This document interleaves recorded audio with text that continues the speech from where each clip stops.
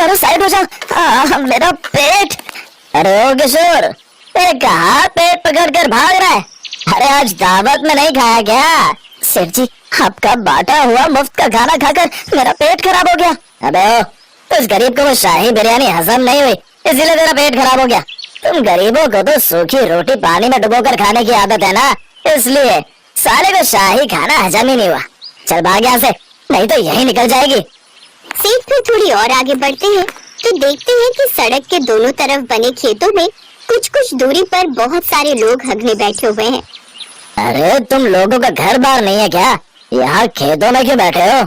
सेठ जी, यहाँ हम सब मजे से नहीं बैठे, बल्कि हगने बैठे। जब से आपके यहाँ की दावत खाई है, तब से हम परेशान हो गए हगते हगते। चल चल, कुछ भी मत बोल। हराम की खाओगे तो ऐसा ही होगा। मुफ्त का था तो इसका मतलब ये नहीं कि जितना मर्जी ठूस लो। हाँ, ये कहकर सेठ वहाँ से चला गया।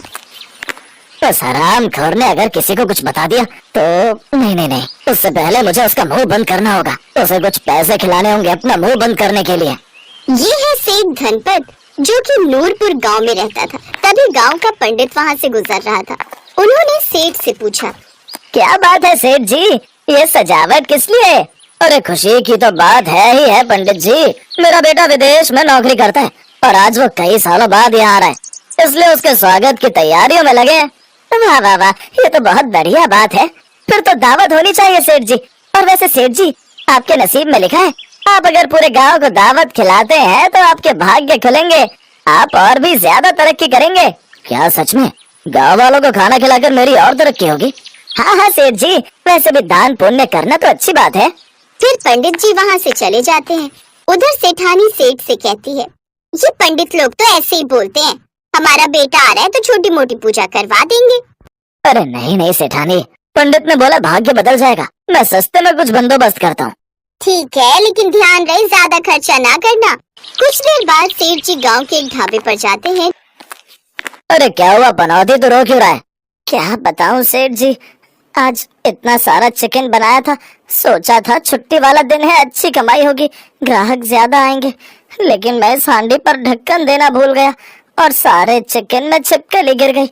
अब तो मुझे सारा चिकन फेंकना पड़ेगा, मेरा तो भारी नुकसान हो गया आज तो। अरे वाह, ये तो बढ़िया मौका है इससे कम पैसों में चिकन लेने का। मैं इससे आधे पैसों में ये चिकन खरीद लेता हूँ और गांव वालों को खिला देता हूँ। गांव वालों की दावत हो जाएगी और मेरे पैसे भी बच जाएंगे, लेकिन मुझे इसका मुंह बंद रखना पड़ेगा। ये सोचकर सेठ जी बोले, देखो बनौती, मैं तुम्हारे ये सारा चिकन खरीद सकता हूँ, लेकिन इसके लिए तुम्हें अपना मुंह बंद रखना पड़ेगा। क्या सच में सेठ जी, आप मेरा चिकन खरीदेंगे? हाँ हाँ, लेकिन तुम्हें अपना मुंह बंद रखना है। तुम्हारे जितने पैसे लगे थे वो सारे पैसे मैं तुम्हें दे दूंगा। अब जल्दी से तुम इस चिकन की 4 हांडी चावल मिला दो और इसकी बिरयानी बनाकर तैयार कर दो बढ़िया से। क्या? लेकिन सेठ जी, इसमें तो छिपकली मरी पड़ी है, खाएंगे तो नुकसान हो जाएगा। अब तुम अपना नुकसान देख लो या दूसरों का, वैसे भी ये गांव वाले जानवर हैं, जानवर कुछ भी खा जाएंगे। कल दावत है मेरे यहाँ, पूरे गांव को खिलाना है। पनौती ये सुनकर खुश हो जाता है, क्योंकि उसके जो भी पैसे लगे थे वो उसे सेठ जी देने वाले थे। साथ ही 4 हांडी बिरयानी का ऑर्डर भी उसे मिल गया। सेठ जी ऑर्डर देकर पंडित जी के पास जाते हैं और पूरे गांव वालों को न्योता देने के लिए बोल देते हैं। पंडित पूरे गांव में सेठ जी के घर दावत की बात फैला देता है। अगले दिन सभी गांव वाले सेठ जी के घर दावत पर पहुंच जाते हैं। तभी सेठ जी का बेटा भी गांव पहुंच जाता है। कैसे पापा, और ये सभी गांव वाले यहाँ क्या कर रहे हैं? बेटा, तुम्हारे आने की खुशी में तुम्हारे पापा ने सभी गांव वालों के लिए बिरयानी की दावत रखी है। हाँ बेटा, अब ये लो, तुम सब लोगों को अपने हाथों से बिरयानी बांटो। हाँ क्यों नहीं पापा। अब राजीव सबको अपने हाथों से बिरयानी देता है। फिर सबको बिरयानी बांटने के बाद सेठ जी को किसी का फोन आता है और वो किसी काम से वहाँ से चला जाता है। तभी राजीव, अरे वाह, इसमें से खुशबू तो बड़ी अच्छी आ रही है।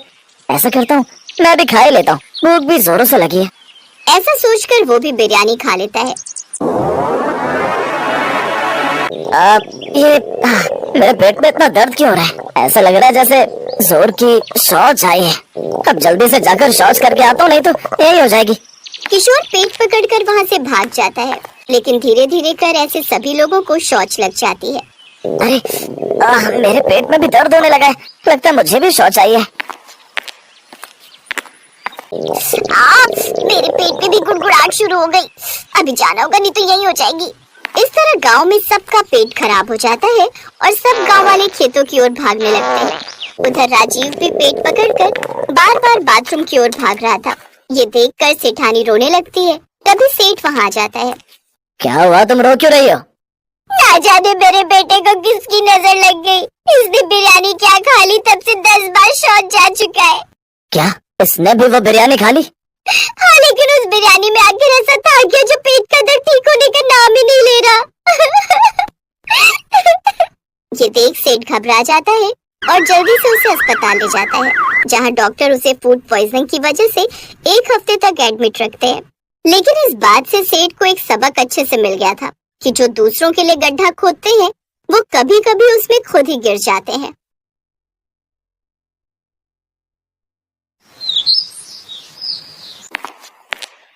आज फिर इन दोनों बहनों ने इतनी पी ली कि इन्हें चलने तक का भी होश नहीं। गलती मेरी ही है। बिन माँ की बच्चियों को प्यार देने की चाह में इतना सर चढ़ा लिया कि इनके सही बुरे पर ध्यान ही नहीं दे पाया। और आज नौबत यहाँ तक आ गई है कि ये दोनों पूरी तरह बिगड़ चुकी हैं।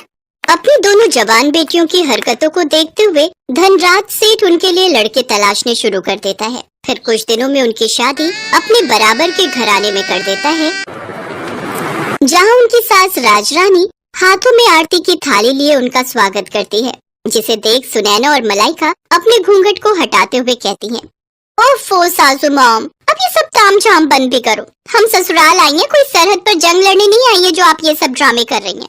ये कहकर दोनों बहनें बिना कलश गिराए ही अपने कमरे में चली जाती हैं। उनका ऐसा व्यवहार देखकर राजरानी और उसके बेटे निखिल और रोहित हैरान रह जाते हैं। अगले दिन वो दोनों सुबह 10 बजे सोकर उठती हैं। फिर राजरानी उनसे कहती है, अरे ये क्या बहू, अभी तक तुम दोनों नहाए नहीं। आज तुम दोनों की पहली रसोई है जिसमें तुम्हें मीठा बनाना है। चलो जल्दी से नहा लो। लेकिन सासू मॉम, हमें तो कड़छी पकड़नी तक नहीं आती। हमें तो सिर्फ मीठा खाना आता है, बनाना नहीं। और वैसे भी घर में नौकर है ना, तो ये उनका काम है। हमने तो आज तक अपने घर के किचन में भी कदम नहीं रखा। बेटा, घर में भले ही हर काम के लिए नौकर है, लेकिन घर का खाना तो घर की लक्ष्मियों को ही बनाना चाहिए। माँ बिल्कुल सही कह रही है। और वैसे भी शादी के बाद अपनी पहली रसोई में मीठा बनाना एक रस्म है जो हर बहू निभाती है। ओफो, मायके में हमारा बाप कम था जो अब यहाँ तुम दोनों भी लेक्चर देने लग गए। Live it.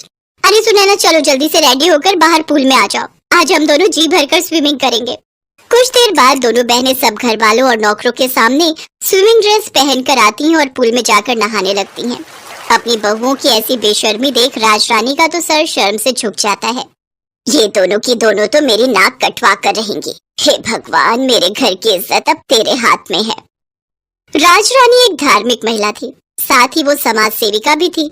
उसका खुद का एक बड़ा एनजीओ था जिससे शहर की बड़ी बड़ी हस्तियां जुड़ी हुई थी। ऐसे ही कुछ दिन बीतते हैं। मलाइका और सुनैना अपने ससुराल के प्रति कोई जिम्मेदारी नहीं समझती थी। वो दोनों तो बस सारा दिन अपने मेकअप, पार्लर, शॉपिंग और पार्टीज में ही बिजी रहती। ये इतने छोटे कपड़े पहनकर तुम रात को कहाँ जा रही हो बहू? सासू मॉम, आज हमारी फ्रेंड की बर्थडे पार्टी है। हम दोनों नाइट क्लब जा रही हैं। आने में देर हो जाएगी। चलो सुनैना।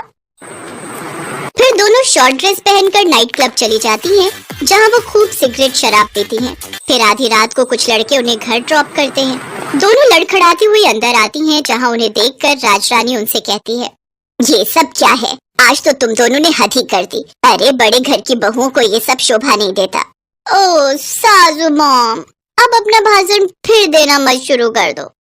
अरे यार, यही तो हमारी जीने के दिन है। अरे हम अपनी जवानी में एंजॉय नहीं करेंगे तो क्या तुम जैसी बुढ़िया होकर एंजॉय करेंगे? हाँ। तभी निखिल और रोहित वहां आते हैं और उन दोनों को जोरदार थप्पड़ मारते हैं। ये देखकर दोनों बहनों को बहुत गुस्सा आता है और वो भी अपने पतियों के मुंह पर थप्पड़ कस देती हैं। हम आज के जमाने की लड़कियां हैं, मुंह तोड़ जवाब देना बहुत अच्छे से जानती हैं, तो ऐसी गलती फिर मत करना। फिर दोनों अपने कमरों में लड़खड़ाते हुए चली जाती हैं।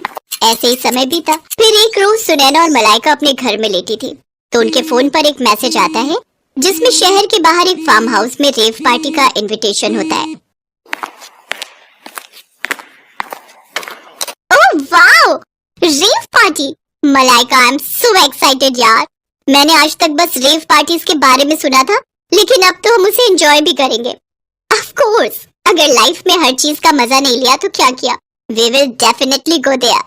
दोनों बहनें खुश हो जाती हैं और शाम को तैयार होकर अपनी कार लेकर वहां पहुंच जाती हैं। पुलिस से छुपकर उस फार्म हाउस पर हो रही पार्टी में शराब, सिगरेट, ड्रग्स से लेकर सुख की हर चीज शामिल होती है। वो दोनों उस दिन ड्रग्स का सेवन भी करती हैं, जिससे उनका सर पूरी तरह घूम जाता है और वो एक अलग ही दुनिया में होती है। तभी एक लड़का जो कि नशे में होता है, मलाइका को गलत तरीके से छूने की कोशिश करता है। तभी कुछ पल के लिए लाइट चली जाती है और जब लाइट आती है तो वो लड़का जो मलाइका को छेड़ रहा था वो मरा हुआ जमीन पर पड़ा होता है। कुछ ही देर में उस पार्टी में पुलिस छापा मारती है और सबको अरेस्ट कर लेती है। अगले दिन राज रानी अपने बेटों के साथ जेल पहुंचती है। सासू मॉम, निखिल, हमने सचमुच किसी का मर्डर नहीं किया, हमें बचा लो सासू मॉम, प्लीज हेल्प अस।